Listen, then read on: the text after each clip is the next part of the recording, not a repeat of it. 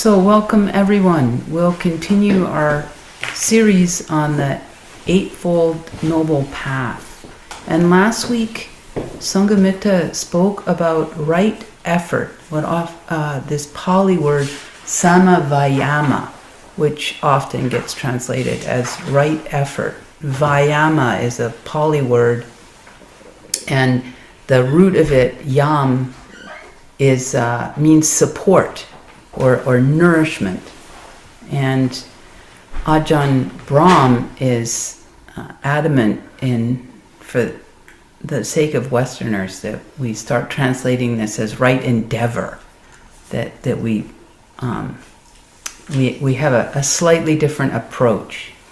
So this is what Sanghamitra spoke about last week, and I will speak about it again because it is such an important part of our spiritual practice. I want to say two things about this just right out of the gate. And the first is, we've spoken almost each week about these three components of the Noble Eightfold Path. This wisdom component, this ethical component, and then this meditative practice component. And interestingly, when we were speaking about the ethical part, one of the community members asked about right effort, like, is that not part of the ethical part? And it's a good question, because indeed this notion of right endeavor, right engagement, what sort of we're bringing from our side onto the path, really is a bridge between these two components of this ethical part and this meditative part, because indeed both parts take this right endeavor, this right engagement. That's the first thing I want to say right out of the gate. And the second is just to underscore how paramount this aspect, this factor of the Noble Eightfold Path is. Many of us probably now even have heard about mindfulness in the mainstream. I think there's even a magazine now, Mindfulness, and people are hearing it in the workplace. It's coming into public schools. Beautiful, wonderful. And there are even certain schools of Buddhism where you'd almost think that it's just a one-fold path, mindfulness. We hear a lot about mindfulness, but just to underscore the importance of samavayama, this right endeavor, it actually appears on more lists that the Buddha outlines. And the Vayama Pali word has a partner, and it's virya, which usually gets translated as energy. And these two words, sometimes they're used interchangeably by the Buddha. That they do have slightly different nuances, but if you put Vayama and virya together, they appear more than twice as much as sati, which gets translated as mindfulness. So the Buddha spoke about it a lot. And so those are the two things I wanted to say right out of the gate, and sort of to not justify, but explain, I guess, why we're spending 2 weeks on this part of the path, this right endeavor.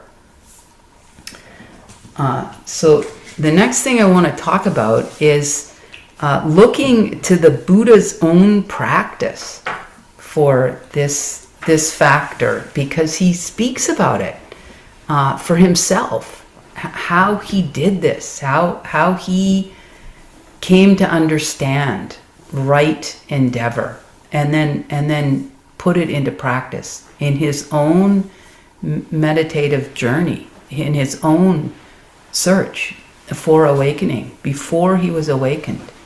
And the first thing I'll say about it is there's in the connected discourses, the Samyutta Nikaya, the very, very first sutta in that collection. In the first book, the first sutta, so Samyutta 1:1, there's this conversation that the Buddha has where he's asked, how did you do it? How did you cross the flood? How did you tame the mind? How did you awaken? And the Buddha's answer is so interesting. He says, it's this metaphor of cross the flood. The flood being our suffering. The flood being our ignorance. And this often is a metaphor throughout the text. This idea of the near shore, where we all are, and then the far shore, where someone that has seen things as they really are and had a penetrative insight and is on the path that started to fully awaken is the far shore. So this crossing the flood. So with this metaphor, the Buddha answers that question. This is how I did it. By not halting and by not straining. So it's this beautiful sweet spot, this balance, this harmony that he wasn't apathetic and passive. He didn't just sit there, not halting, but also not pushing, not straining, not striving. By not halting and by not straining. It's kind of like surfing, like just you get the feeling of just coming into balance and having that sweet spot. And this really is in line with the very, very first teaching the Buddha ever gave as the precursor to giving us this teaching that we're talking about, the Noble Eightfold Path. The Noble Eightfold Path is his first sermon, Dhamma Chakkappavatana. It was like putting the wheel of Dharma into motion. But before he gives the Noble Eightfold Path, the very first thing out of his mouth to these 5 people that had practiced asceticism with him is this teaching of the middle way, not going to the extremes. And this not halting, not straining is in that mode, is following that. The second thing from the Buddha talking about his own journey is just a little bit later in the connected discourses, in the 4th book, where the Buddha is having another conversation, and the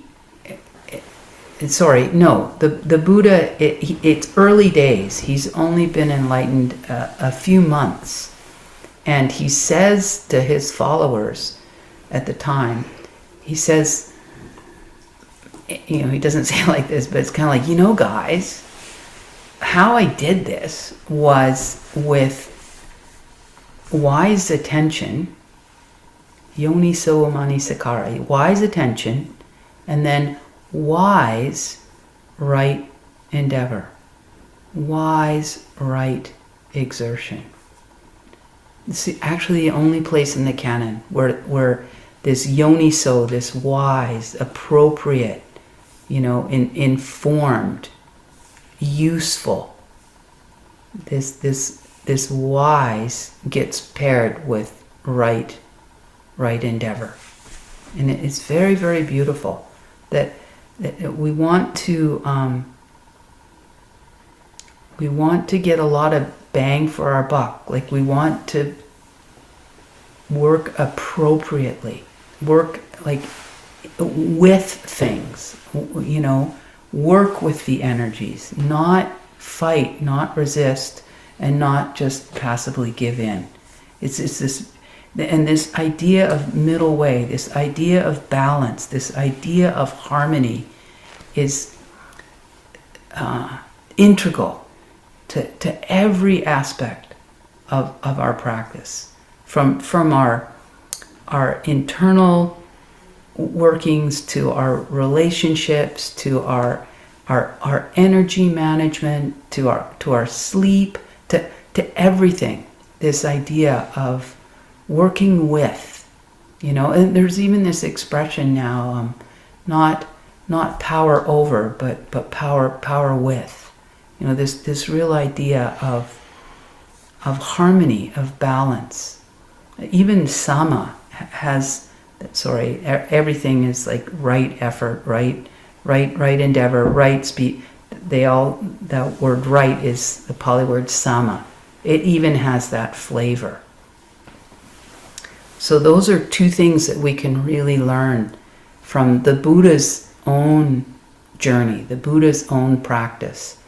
And this yoniso samapadana, that gets translated, this wise, careful, right endeavor, is a sort of an idea of this alternative fuel, clean energy, not toxic energy, not this wanting, pushing, striving, self-improvement, should, none of that. That's all worldly. It's all very self-focused, self-based, and it's all what we're trying to actually go the other way.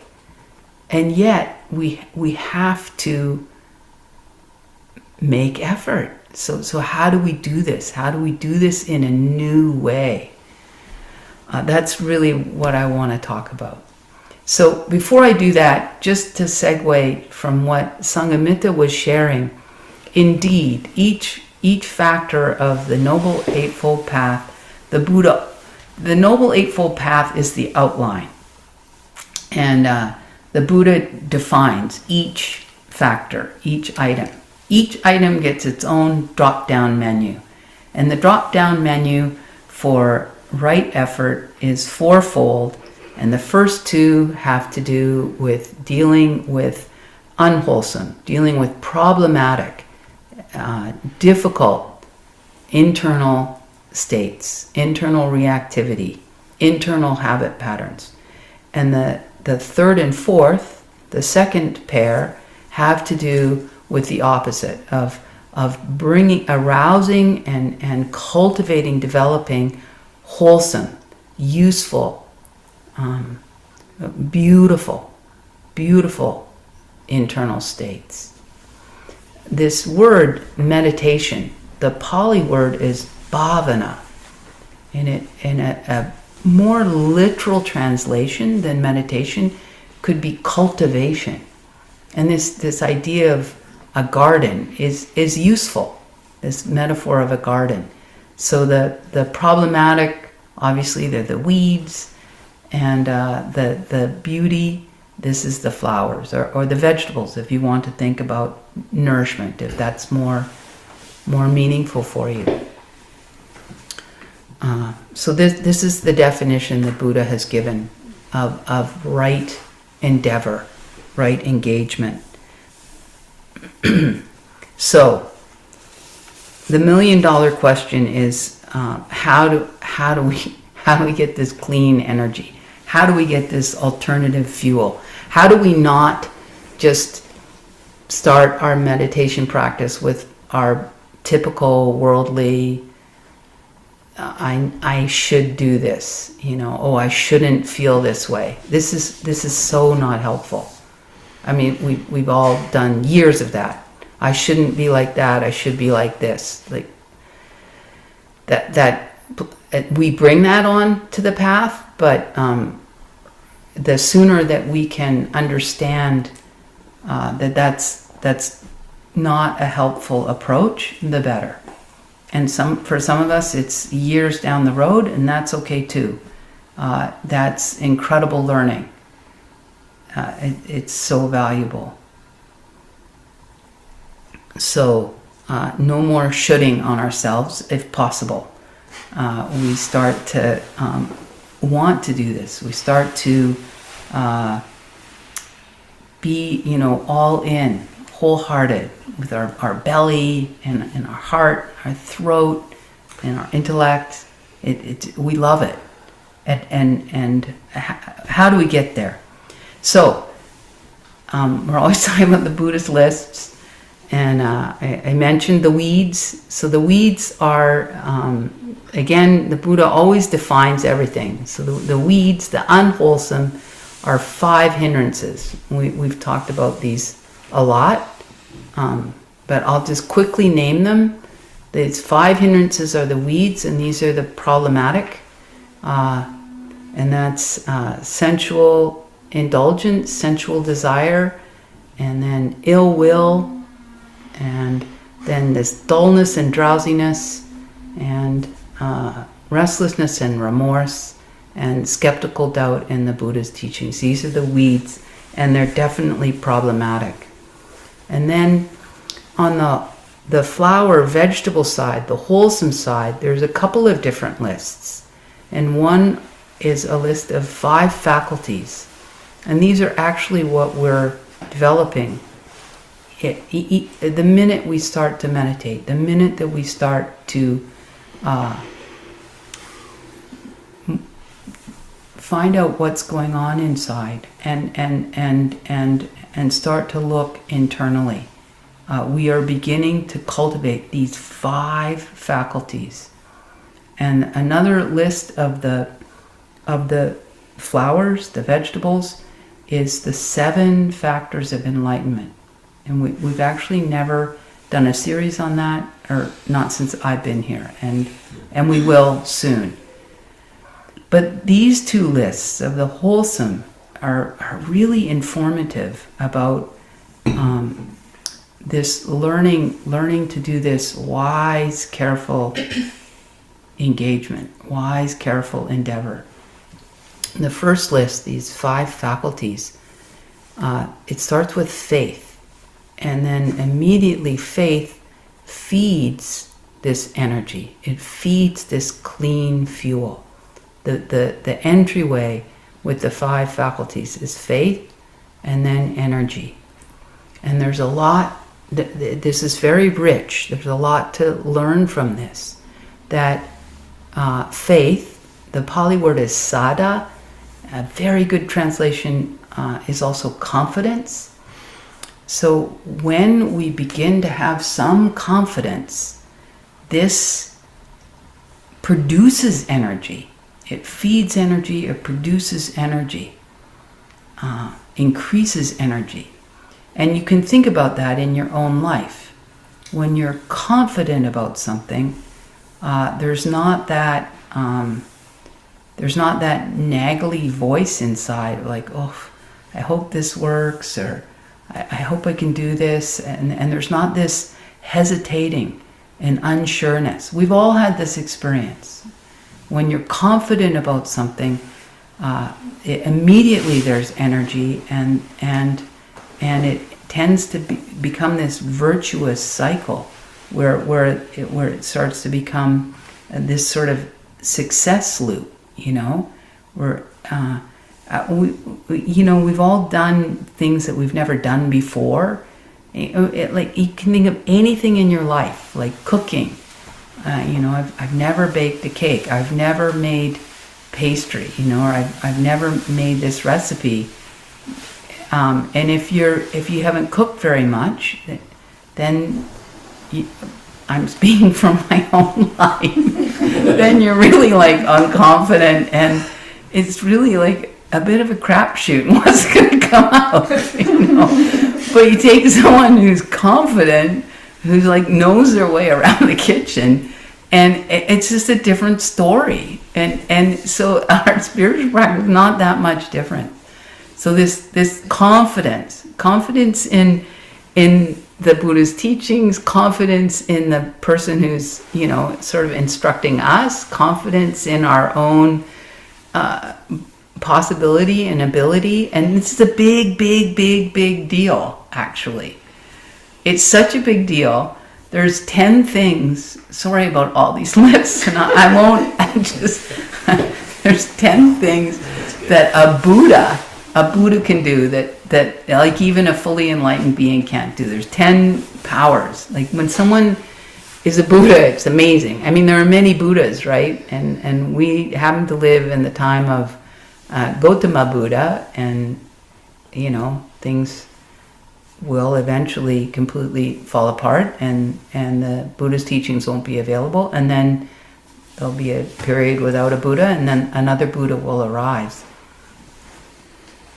But these 10 powers of a Buddha, the very, very first power a Buddha has is to discern and to know what is possible and what is not possible. Because they know the workings of the mind, the heart, mind, perfectly, completely.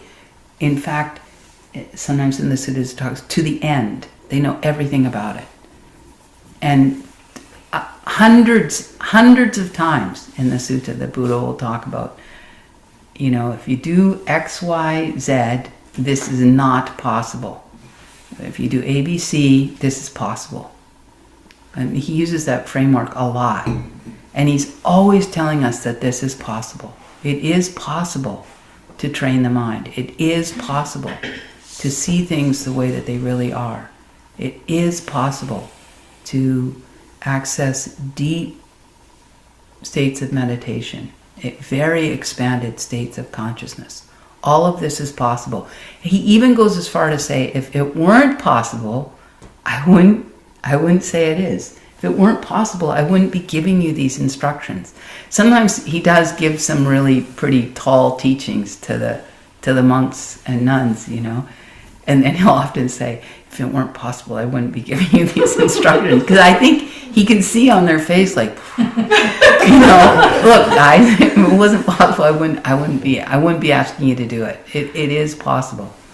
So this whole idea of faith, confidence, and really, sometimes we don't feel it, but we can lean into, the Buddha, what I just shared is important. Wow, you're sitting on your cushion or on your bench or in your chair or lying in your bed, and your mind is all over the place, and no, it is possible. It's possible to get to where you've really disentangled certain habits that were there since young. Some survival strategies. You've really started to uproot them, and you start to feel differently about yourself. You start to see the world differently. This is possible.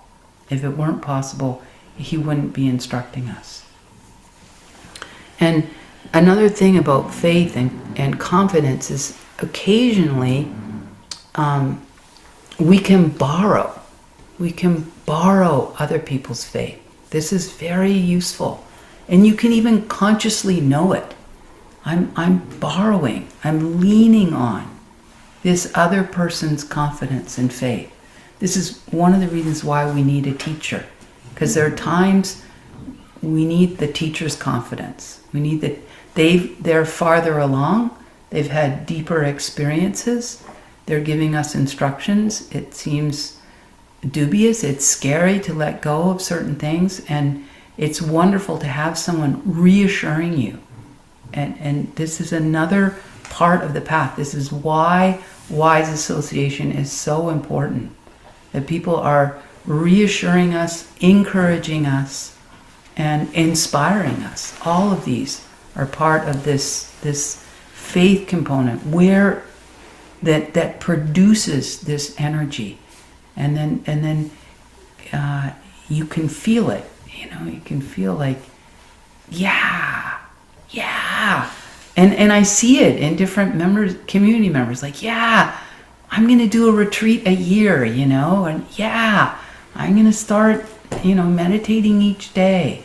Or yeah, I'm just going to make that commitment to myself and come each week, pretty much, This is all that wind behind your back, wind in your sails, that, yeah, commitment, and energy comes from that.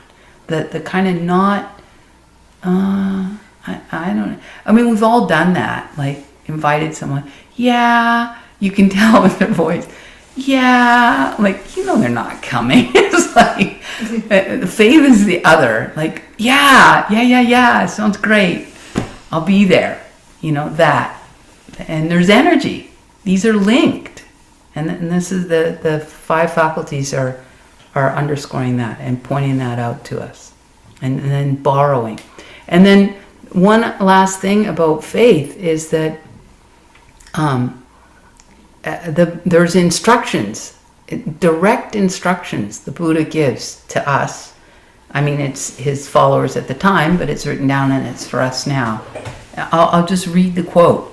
It's in the numerical discourses several times where the Buddha instructs us, one reviews the extent to which one's mind is already liberated. Each one of us, like, you know, oh, I'm so far from, you know, sometimes we're talking like that, but each one of us is already liberated from certain things. We've already, every one of us, felt some benefit from learning the teachings, coming to the group, you know, meditating on our own, listening to the other Dhamma talks that we listen to, reading Dhamma books. We've already experienced benefit. And again, when it's important for us to review that. This is not like prideful. This is directly instructed to do it. And it's lovely to talk about, like, oh, I remember this used to be really difficult for me, and now it never even arises. I never even think about it. It's so far gone. I'm literally liberated from that habit, that thought pattern, that you know, whatever. So just quickly, I mentioned this other list, the 7 factors of enlightenment, because again, there's another indicator of where to access this clean energy, this alternative fuel that's different than our worldly self-improvement stuff that doesn't work at all. In our spiritual practice. And that is, in the 7 factors of enlightenment, the proximate cause, the thing right before energy, is investigation. And again, this is another place where energy comes from. It comes from interest. It comes from curiosity. When we're curious about something, when we're interested in something, when we're investigating something, this also produces energy. And this also we can be doing in our meditative practice. If we're meditating and the mind is, you know, really sliding off the meditation object a lot, it's just going off. I get half of an in-breath and boom, I'm off. One thing you can do is give the attention, give the mind the instruction to try and get more interested in the breath, and make the attention a little bit brighter, where you start to think about, okay, I'll try and pay attention. Not like, I'm not going to give this vague instruction to my mind like, oh, okay, we're going to be with the breath, and then I'm in the aisle and save on food, and I'm thinking about, oh my gosh, I forgot to get peanuts. This happens. You can get more specific, like, okay, I'm going to pay attention to the beginning of the in-breath, the middle of the in-breath, the end of the out-breath, and you just try to get interested in the whole thing, and then the out-breath, and then again. This also is really another thing that will feed our energy. So I've mentioned many lists, and I'll stop. And I just want to end today with one of my favorite quotes from the suttas, where the Buddha talks about not shirking our responsibility to cultivate wholesome mind states. Don't shirk your responsibility to cultivate wholesome mind states. It uplift, joy, contentment, these don't come from what we're doing. They don't come from who we're with. They don't come from outside. These are mind states that are cultivated internally. We have accessed them until we've done training of the mind and until we've done spiritual practice. We've accessed them from different triggers from outside. But once you start to meditate, you realize, oh, actually, this is my responsibility. This is my job. You want to know, why am I here? What's my life about? It's not shirking your responsibility for cultivating wholesome mind states. That's our job. So I'll stop there and very much invite questions and discussion.